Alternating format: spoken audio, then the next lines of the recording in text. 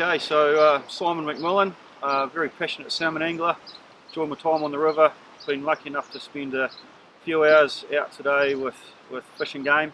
Harry and Bryce gave us a bit of a lesson on catching the fish, but it was a good time. A little bit windy, but a lot of fun. But Harry's asked if we can run through a little bit of the gear that we use. This is the sort of thing that I prefer to use up the river. Overhead style reel. Mine's left hand wind, but obviously the right hand wind as well.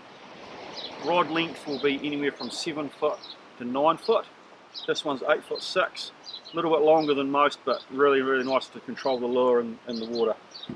20-pound braid for the braided lines onto a fluorocarbon leader, and then your classic Z spinner.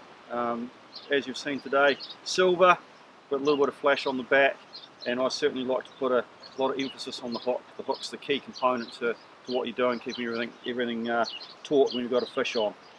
That's the upriver scenario. When we move from there, come down closer to the mouth, very similar, but everything's just a little bit heavier. Slightly heavier gauge rod, 28 gram lure as opposed to 22 we're talking about there, but still the nice sharp hooks, slightly heavier rod, same length, give you plenty of control in those heavier water conditions. Rightio, so here we've got a lighter weight spin set up for the 14 gram Z spinner. These are ideal for when your water clarity is a lot clearer, just so the fish don't get as much time to see it. That's the crucial part there, or else they'll just dodge the lure.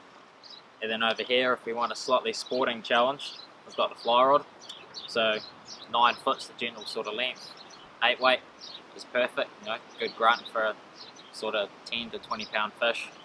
And then I'm running here a sink tip section, so that's probably about 3 to 4 meters long, and it will sink 7 inches a second, so it's going quite quick.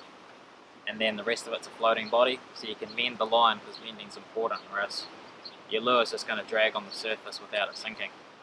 And then same thing, running about a 15 pound fluorocarbon leader on that. So for a sporting challenge, give the fly rod a go.